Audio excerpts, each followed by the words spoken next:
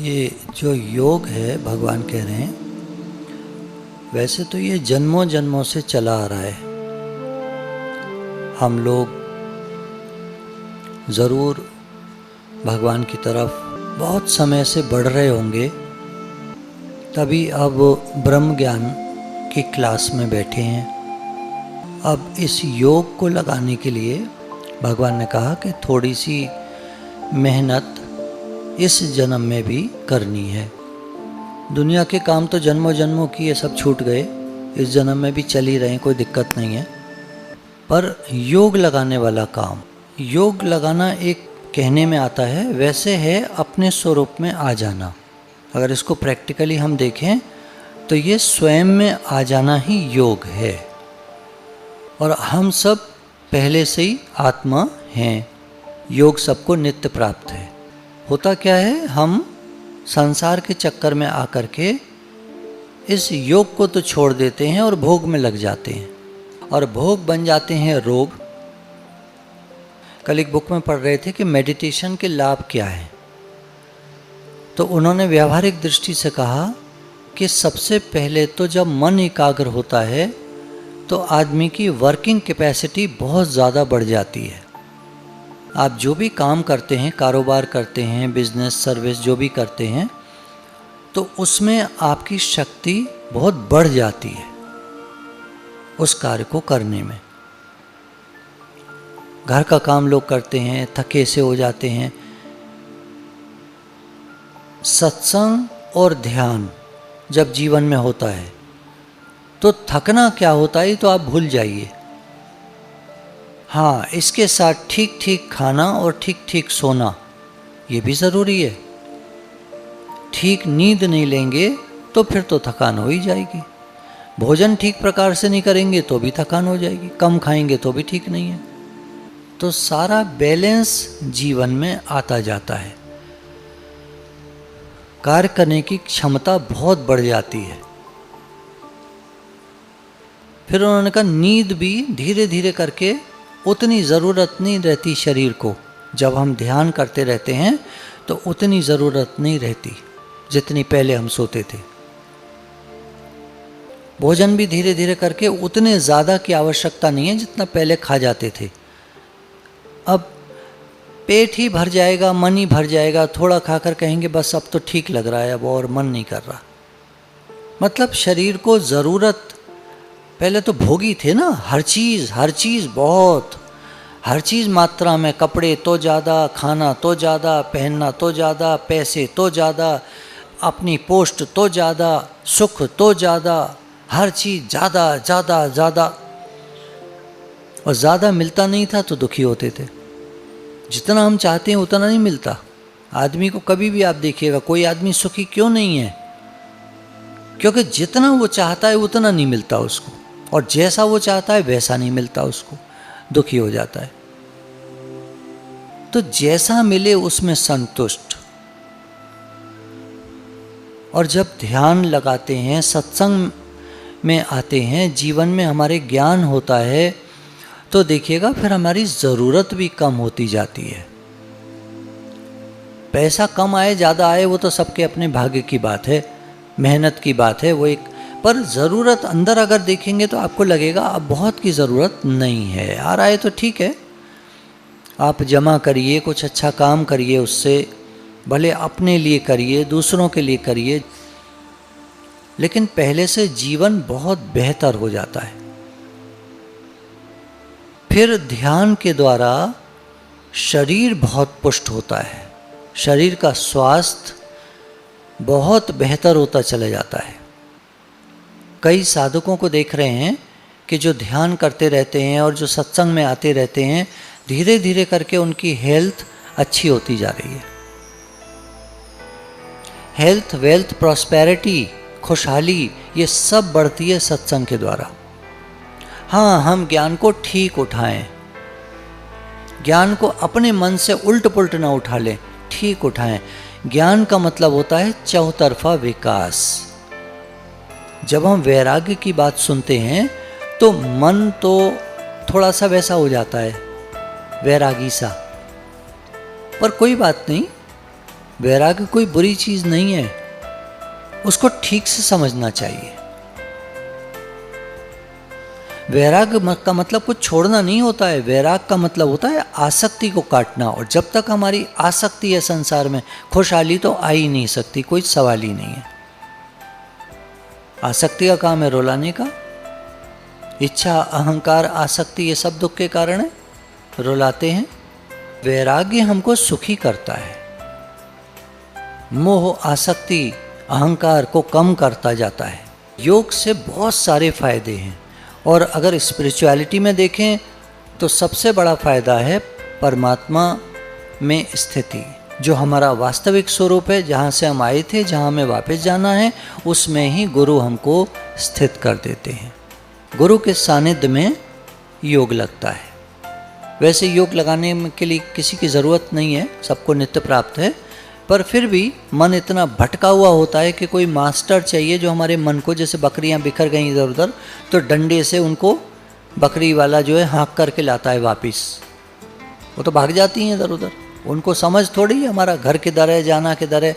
रात को शेर, चीता, भगड़ आकर खा जाए उनको, तब मैं करती हुई भागेंगी, और वैसे भटक गई इधर उधर।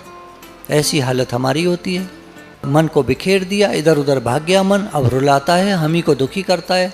दिल तो पागल है, भटकाता फिरता है हमको। तो गुरु का काम है वापस लाने का। बहुत मेहनत लगती है गुरु की, और गुरु हमें ज़्यादा अच्छे थोड़ी लगते हैं। कभी भी मन से पूछिएगा, गुरु जी से प्रेम है? नहीं, वो डांटते बहुत हैं।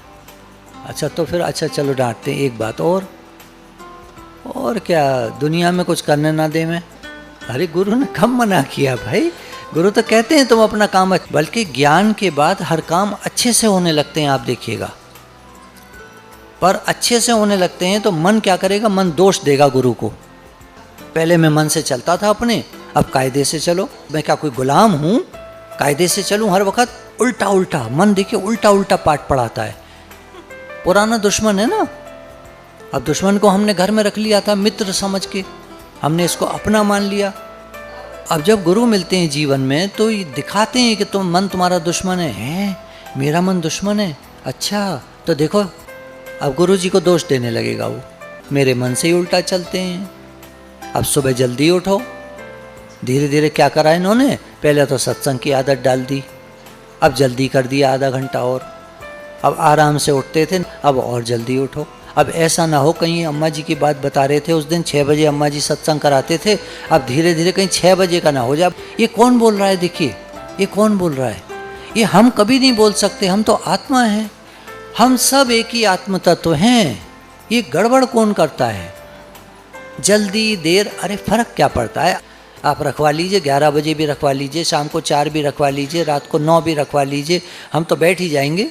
मन गड़बड़ करता है। ये तो गुरु बड़ी युक्तियों से हमारे मन को, कोई भेड़ इधर उधर निकल गई, पहाड़ है, पतली पगडंडी है, मुड़ नहीं पाएगी, तो वो जो गरड़िया होगा क्या करेगा? धीरे धीरे पहले उसको आगे ले जाएगा, रास्ता देखेगा कहाँ से मोड़ूँ इसको। कोई ऐसी जगह आ जाए थोड़ी सी चौड़ी जहाँ इसको मोड़ लूँ, तो मोड़ करके फिर लाऊं, क्योंकि अगर मैंने मोड़ने की कोशिश की तो गिर जाएगी, अभी तो मुड़ेगी नहीं। हमारा हाल देखिए, तुलना करते जाइए अपने मन से। तो गुरु को कितनी मेहनत पड़ती है, पहले वो हमारे साथ चलकर जाते हैं आगे दुनिया में, उनको क्या मतलब है, फिर हमको मोड़ कर धीरे धीरे लाते हैं। बकरी को तो, वो भेड़ को तो बहुत बुरा लगेगा, अब लो वापस जाऊं मैं, क्या ज़रूरत है? भेड़ को समझ थोड़ा ही है। गीता भगवान कहते हैं ना, तुम्हारी गाड़ी जितना गलत रास्ते पर आगे निकल जाएगी उतना ही टाइम तुमको वापस लाने में लगेगा। सावधानी की, निगरानी की, बहुत ध्यान देने की राह है। तभी ये ध्यान क्या है? ध्यान के द्वारा हमारा ध्यान बढ़ता है, हर बात की ओर ध्यान। मन तो गड़बड़ करता है, 420 है, जाग कर रहना है, चोर न घुसाए। मन चोर भी है, बदमाश भी है, लफंगा भी है, लुटेरा भी है, सारे अवगुण मन के साथ रहते हैं, और उसी मन से हम मिले रहते हैं और बहते जाते हैं और दुखी होते जाते हैं। और हमको समझ में नहीं आता ये दुख का कारण क्या है, मैं इतना दुखी क्यों हूँ। गुरु ने कहा तुम आत्मा हो, आत्मा आनंद स्वरूप है, मेरे को तो कोई आनंद है नहीं, मेरे को तो जीवन में दुख ही दुख है। ये क्या बात हुई? गुरु बताते हैं तुम्हारा इच्छा, तुम्हारा अहंकार ये तुमको दुखी कर रहे हैं। मेरे मन की हो, सारे टाइम तुमको ये रहता है मेरे मन की हो। अरे समर्पण कर दो ना, भगवान के मन की हो। जो तुद भावे साईं भली कार, जो आपको भला लगे वो मेरे लिए भला है। मेरी तो समझ है नहीं, मेरी तो अकल है नहीं, चलती तो परमात्मा की है। इसलिए हम दुखी होते रहते हैं, क्योंकि ज़्यादातर हमारे मन के उल्टा होता रहता है। थोड़ा हमारे मन का सा हो जाता है तो हमको लगता है सुख है। मैंने जीवन के बारे में एक चीज़ ऑब्जर्व की, एक्सपेरिमेंट किए, कहीं से सुख लेने की कोशिश की तो सुख तो इतना सा मिला, इतना सा, और उसके साथ दुख मिला इतना, इतना सा सुख और इतना सारा दुख। इस संसार में दुख है। लोग कहते हैं सुख है, ठीक, लोग क्योंकि अविवेकी हैं तो उनके लिए 1 आना सुख है और 15 आना दुख है। 16 आना होते हैं 1 रुपये में। पहले जैसे 100 पैसे में बांट लीजिए तो 10 पैसे सुख है और 90 पैसे दुख है। वो 10 पैसे सुख में ही जीते रहते हैं वो लोग, उसी में चक्कर काटते रहते हैं। मेरे पास ये है, मेरे पास वो है, मैं खुश हूँ, अब ये सब ठीक है, अब इस समय ठीक चल रहा है, इस समय कोई परेशानी नहीं है। वो 10% में जीते रहते हैं और जब कोई परेशानी आती है उनका सारा सुख चला जाता है, क्योंकि उनके सुख का आधार वो जरा सा वाला सुख है। संपूर्ण जीवन नहीं है उनका आधार। जीवन तो ये है, सुख दुख जीवन में आते और जाते हैं, घबराना कैसा। सर्दी गर्मी, सुख दुख, लाभ हानि, जीवन मरण, मान अपमान, ये सब द्वंद्वी जोड़े हैं हे अर्जुन, तो इनको सहन कर। जैसे किवाड़ें बंद हो जाने पर सब दुकानें एक सी दिखाई देती हैं, परंतु खोलने पर उनकी स्थिति भिन्न भिन्न होती है। कोई कपड़े की है, कोई जनरल मर्चेंट की है, कोई दवाई की है। इसी प्रकार ज्ञानियों की अंदरूनी स्थिति भिन्न भिन्न होती है। ध्यान करने वालों की स्थिति, बाहर से देखने में कोई बैठा ध्यान कर रहा है, सबकी स्थिति एक सी लगेगी, पर अंदर की स्थिति भिन्न भिन्न होती है। ये कंसेप्ट को क्लियर कर रहे हैं कि आप ज्ञान में आने के बाद ये मत समझना बड़ा कोई जादू हो जाएगा, तो अंदर का परिवर्तन होने में टाइम लगता है। बाहर से तो आप वैसे ही दिखाई पड़ेंगे। कोई संसारी आदमी 20 साल बाद मिलेगा तो कहेगा और कैसे हो, क्या चल रहा है, वो तो वैसे ही बात करेगा। उसको क्या पता आप अंदर में कितना चेंज हो गए। बाहर से तो आप उसको वैसे ही दिखेंगे। कोई चेहरे पर कोई यहाँ कोई लाइट नहीं चमक रही होगी, है ना, ऐसे थोड़ी होगा, जैसा है वैसे ही रहेगा। समाधि में भी भेद रहते हैं। किसी की निर्विकल्प समाधि है, किसी की सविकल्प समाधि है, किसी की सहज समाधि है, किसी की बस ध्यान लग गया है वो समाधि है, ज्ञान कुछ नहीं है। सब अलग अलग होते हैं। फिर समाधि और जीवन मुक्ति में क्या अंतर है? समाधि में तो भेद हुए। सुषुप्ति, समाधि और जीवन मुक्ति, इन तीनों में ही दृश्य की अप्रतीति होती है, यानी प्रतीत नहीं होता जगत। दिखते हुए भी वो ऐसा मानता है कि ये मृग तृष्णा के जल की तरह है। बोध तो वस्तु का निश्चय करना है, उसमें प्रतीति बाधक नहीं है। अगर प्रतीति होती भी है, मान लीजिए दिखता है जगत, तो कहेंगे मृग तृष्णा के जल के समान है। क्या हो गया दिखता है तो? अब जल दिख रहा है तो हमें क्या परेशानी है? धूप पड़ रही है, रेत तप रही है, जल दिखाई दे रहा है दूर, तो कह रहे हैं अब क्या करें, ये तो ऐसा है। निराकार साकार हो गया, अब वो जगत दिखाई देता है। उसको मान लो कि उसने लीला करी है, लीला में, नाटक में दिखाई दे रहा है। वास्तव में सत्य तो परमात्मा तत्व है, सत्य तो एक परमात्मा ही है। तो इसमें प्रतीति कोई बाधक नहीं है, कोई परेशान होने की ज़रूरत नहीं है कि मुझे जगत क्यों दिखता है, मैं तो ज्ञान में चल रहा हूँ, मुझे तो आत्मा का निश्चय करना है। हम तो हर समय निश्चय में रहना चाहते हैं, पर ये संसार की तरफ से परेशानियाँ आती हैं, ये होता है, वो होता है। आप लगे रहिए, धीरे धीरे परेशानियाँ भी कम होती चली जाएंगी और एक समय आएगा जब स्वरूप स्थिति हो जाएगी तो परेशानी नाम की कोई चीज़ नहीं रहेगी, तत्व ही रह जाएगा। तो जो है सब ठीक है ही तत्व पे दृष्टि टिक जाएगी। अब योग साधना के लिए हम पहले कराते थे ना, ध्यान करो तो कॉस्मिक एनर्जी अंदर जा रही है, शरीर को स्वस्थ कर रही है। ये सब टेक्निक हैं ध्यान लगाने के लिए। शरीर तो स्वस्थ हो ही रहा है ध्यान में, पर उसको कराने से ये होता है कि हमारी एकाग्रता बनती जाती है। हम लोग पहले अपने को शरीर तो माने बैठे हैं, अब गुरु बता रहे हैं तुम आत्मा हो। अब शिफ्ट है, there has to be a major shift. लेकिन उसको लाने के लिए, जैसे उसको भेड़ को घूमना है, जगह चाहिए कोई। तो गुरु क्या करते हैं कि धीरे धीरे हमारा बेस तैयार करते हैं, ध्यान कराने का तरीका। जबकि ध्यान कराने का कोई तरीका नहीं चाहिए, है ही आत्मा, पर फिर भी गुरु ध्यान कराते हैं। क्यों? वो घूमने की जगह तो आ जाए, तब तक तैयारी, प्रिपरेशन। तुम्हें वापस जाना है। अब किसी को कह दीजिए तुम्हें वापस जाना है, उसको तो बुरा लग जाएगा। मेरे मरने की बात कर रहे हो क्या? वो तो मरना सबको है, सबको समय आता है, इकट्ठे ही चट हो जाते हैं बहुत सारे। अभी आबादी बढ़ती रहती है ना। भगवान का भी अजीब खेल है, बड़ी माया है। वो क्या करते हैं आजकल आप देखिए, ज़्यादा तो 3-4 रोज के मरते हैं। अच्छा, बच्चे पैदा हो रहे हैं 1 सेकंड में एक दुनिया में। अब इतने बच्चे पैदा हो रहे हैं, मर रहे हैं बहुत कम लोग। तो लोग सोचते हैं अरे कौन मरता है यार, एक आदमी मर गया तो क्या हो गया, दिन भर में 4 मर गए तो कौन सी आफत आ गई। ऐसे मन बहका देता है। वो तो क्या होगा ना, कभी इकट्ठा कुछ होता है, जैसे सुनामी आई जापान में, अर्थक्वेक आ जाता है, भूचाल आ जाता है, हजारों लोग एक साथ। तो उसका तरीका फर्क है। तो ये तो मान के चलना पड़ेगा कि मरना सब शरीरों को एक दिन है। इससे पहले कि समय खत्म हो जाए, हम करने वाला काम पूरा कर लें, बस इतनी बात है। बाकी दुनिया तो जब तक चल रही है चलने दीजिए, कोई दिक्कत नहीं है। तो थोड़ी देर 10 मिनट हम लोग कॉस्मिक एनर्जी को रिसीव करेंगे शरीर के स्वास्थ्य के लिए, ताकि मन परमात्मा में अच्छे से लगे। ये हम करेंगे।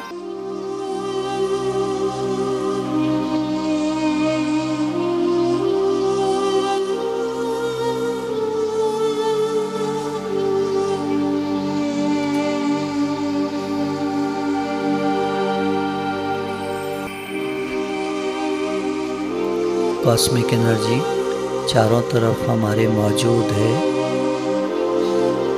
उसको हम रिसीव करेंगे, प्राप्त करेंगे।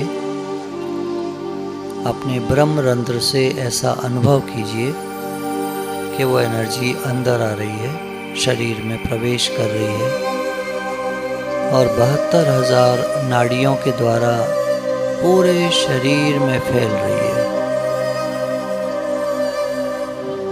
एक प्रकाश के रूप में वो एनर्जी हमारे चारों तरफ है।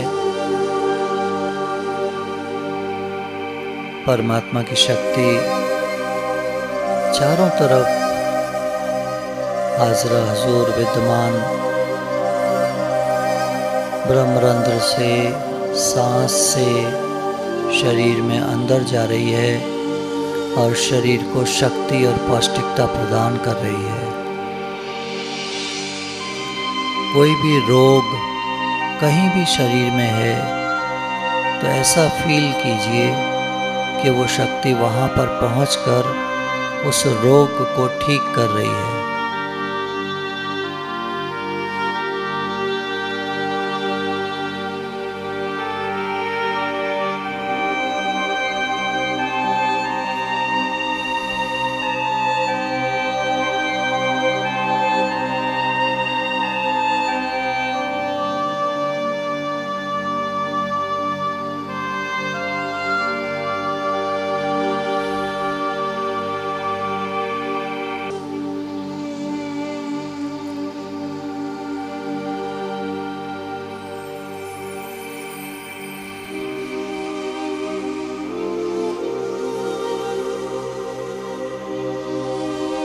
परमात्मा की शक्ति हमारे शरीर में, पूरे शरीर में फैल रही है।